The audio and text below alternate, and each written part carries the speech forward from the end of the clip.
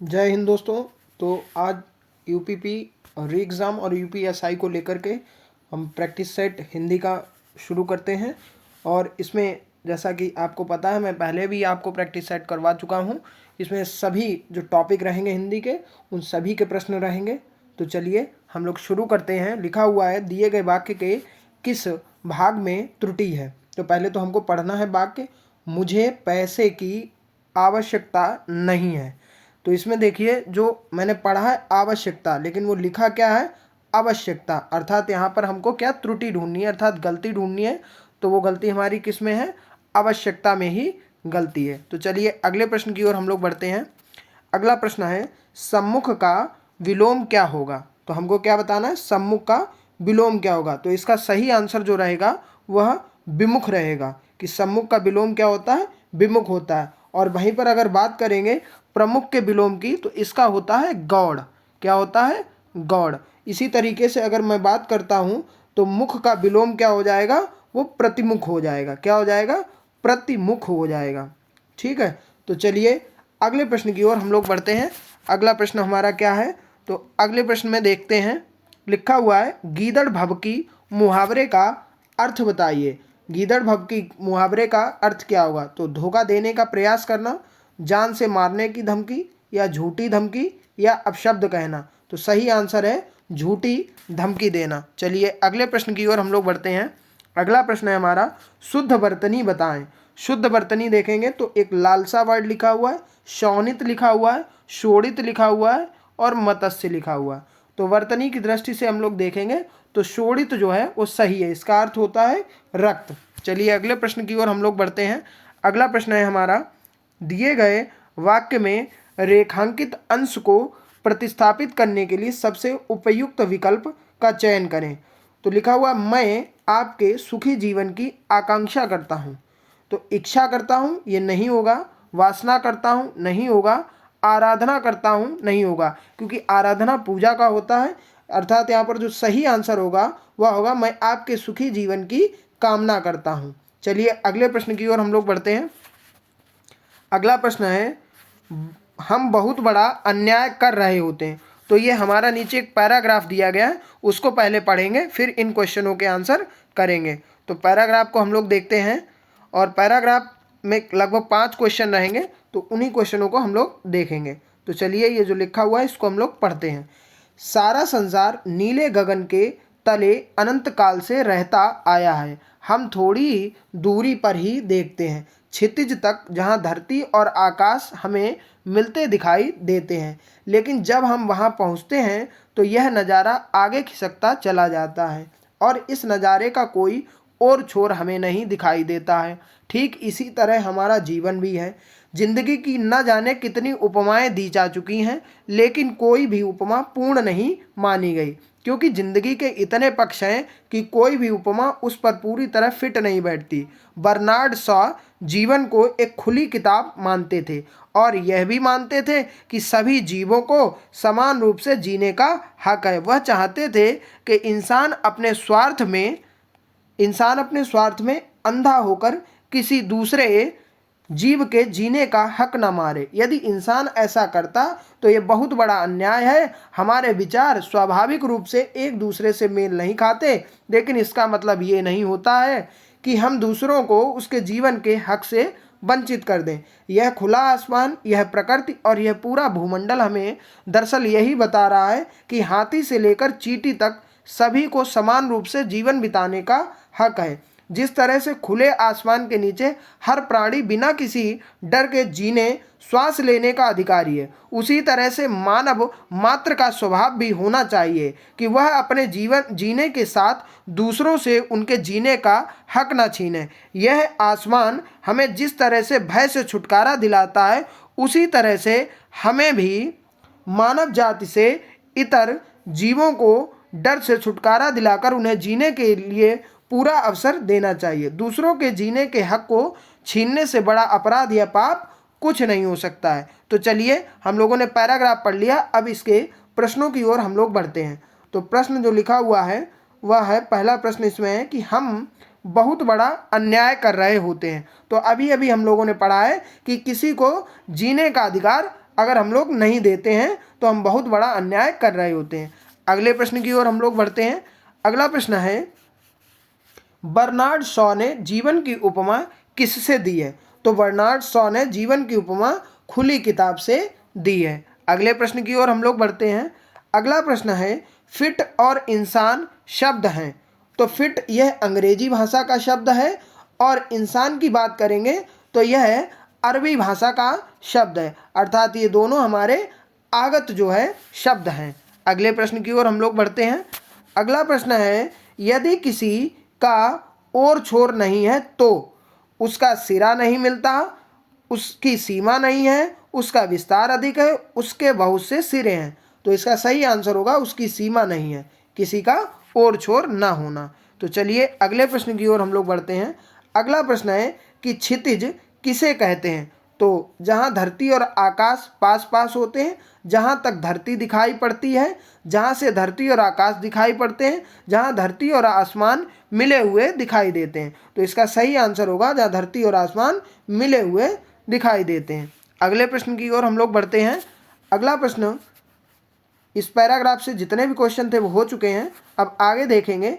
अगला प्रश्न है हमारा कि दिए गए विकल्पों में से सही का चयन करें और रिक्त स्थान की जगह उसको फिल करें। इंडोनेशिया में एक बार फिर ज्वालामुखी ने बरपाया। तहलका नहीं होगा, रूप नहीं होगा, क्रोध नहीं होगा, कहर बरपाया ये सही होगा। अगले प्रश्न की ओर हम लोग बढ़ते हैं। अगला प्रश्न है, काशी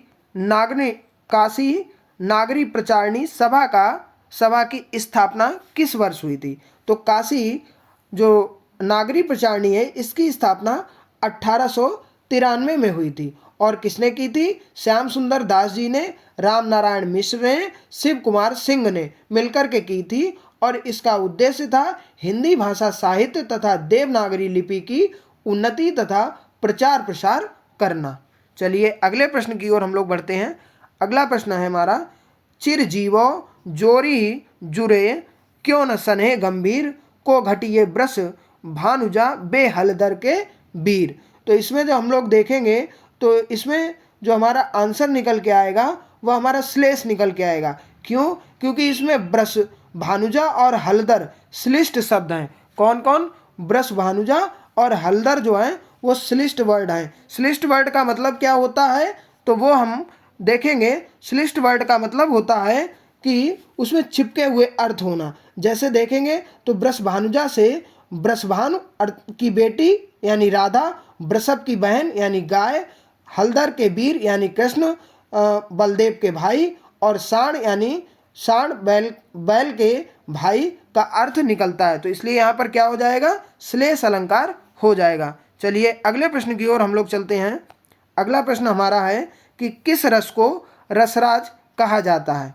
तो देखेंगे तो सही आंसर जो हमारा होगा, एक तो वीर रस लिखा हुआ, हास्य रस लिखा हुआ, शांत रस लिखा हुआ और श्रृंगार रस लिखा हुआ। तो श्रृंगार रस को ही क्या कहा जाता है? रसराज भी कहा जाता है, आद्य रस भी कहा जाता है और आदि रस भी कहा जाता है। तो ये हमसे पूछा जा सकता है। अगले प्रश्न की ओर हम लोग बढ़ते हैं। अगला प्रश्न है हमारा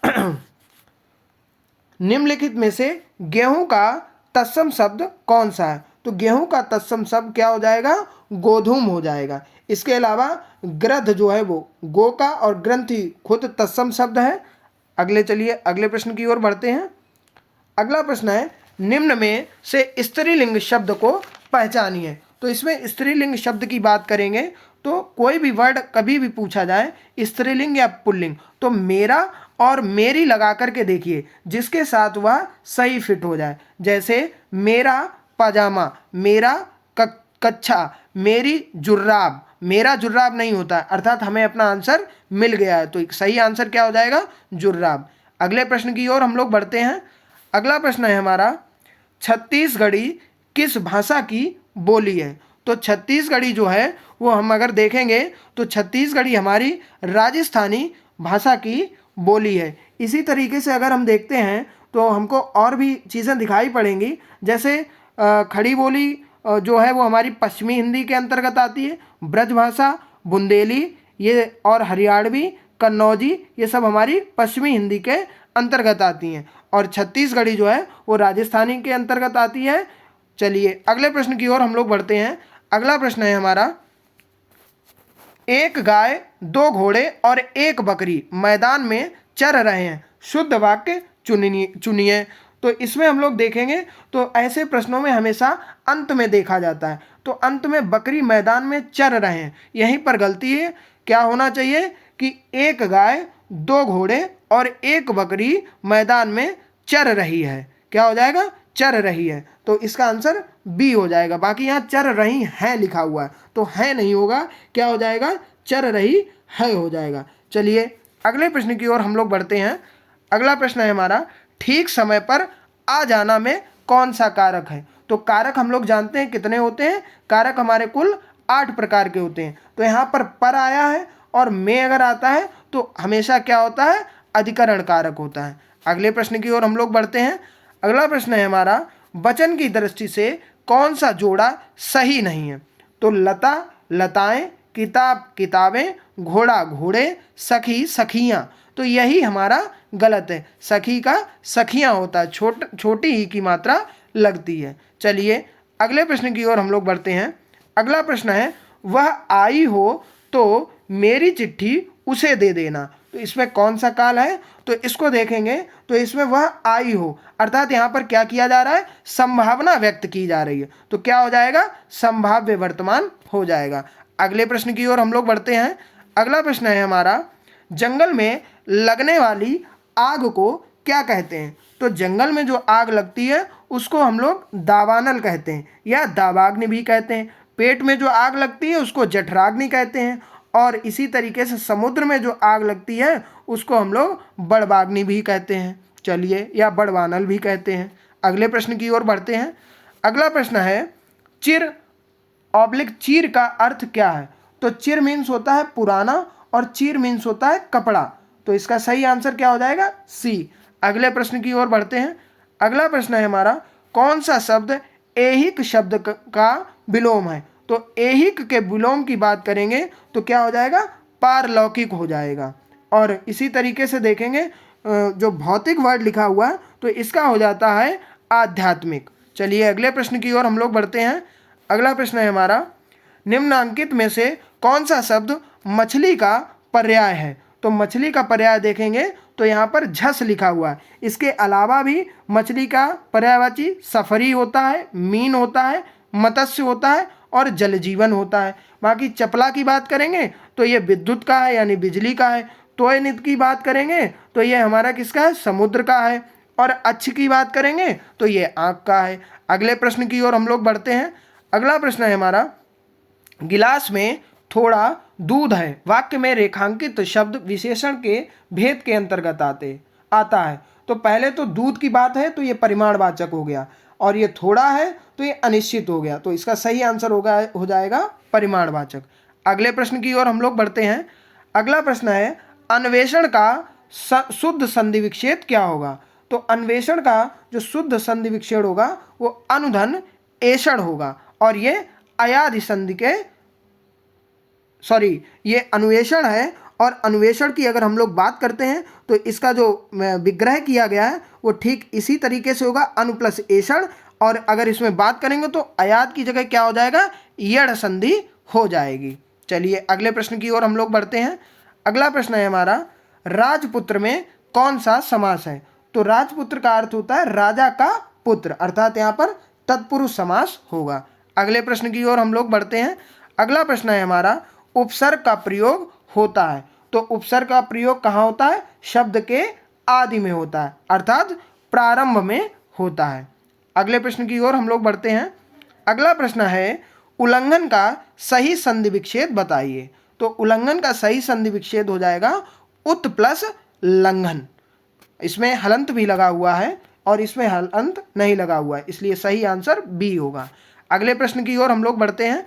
अगला प्रश्न है, ऐसी कौन सी दो मात्राएं हैं जिनका प्रयोग तो किया जाता है किंतु उनका समावेश स्वर में नहीं किया जाता है? तो हम सभी जानते हैं कि हमारे स्वर कुल 11 होते हैं और उसमें अंग और आहा जो होते हैं वो क्या हो जाते हैं? हमारे वो अयोगवाह हो जाते हैं, और इन्हीं को शामिल नहीं किया गया है। चलिए अगले प्रश्न की ओर हम लोग बढ़ते हैं। अगला प्रश्न है हमारा, निम्नलिखित में से शुद्ध वर्तनी वाला शब्द बताइए। तो शुद्ध वर्तनी ये पुण्य लिखा हुआ है, गलत है। पुण्य लिखा हुआ है, गलत है। पुण्य लिखा हुआ है, गलत है। पुण्य सही हो जाएगा। अगले प्रश्न की ओर हम लोग बढ़ते हैं। अगला प्रश्न है हमारा, दिए गए शब्द का समानार्थी शब्द बताइए। तो सरस्वती का समान अर्थ अर्थात पर्यायवाची, तो इसका सही आंसर हो जाएगा शारदा। अगले प्रश्न की ओर हम लोग बढ़ते हैं।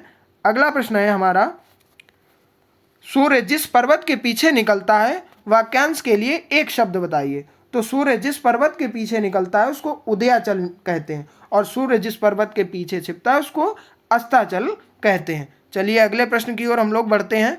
अगला प्रश्न है हमारा, ये उदयाचल तो हो गया। अगला प्रश्न है, दिए गए वाक्य का वह भाग ज्ञात करिए जिसमें कोई त्रुटि हो, और यदि नहीं है तो उसको चुने। देखिए, उसे परिश्रम करनी चाहिए और इस तरह अपनी कमी पूरी करनी चाहिए। तो उसे परिश्रम करनी चाहिए नहीं होगा, क्या हो जाएगा, उसे परिश्रम करना चाहिए। तो इसका आंसर क्या हो जाएगा, एक, जो कि डी में लिखा हुआ है। अगले प्रश्न की ओर हम लोग बढ़ते हैं।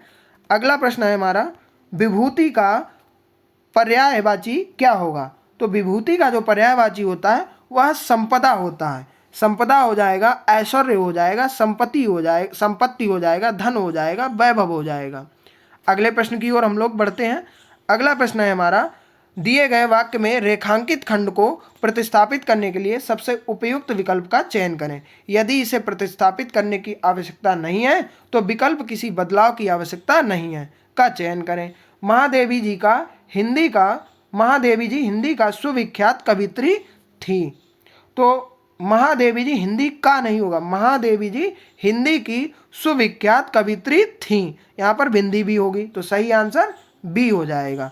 तो चलिए आगे, हम लोगों ने देखा अभी इन प्रश्नों को, और ये प्रश्न आशा करता हूँ कि आपको समझ में आए होंगे और आने वाले एग्जाम में आपकी मदद करेंगे। धन्यवाद।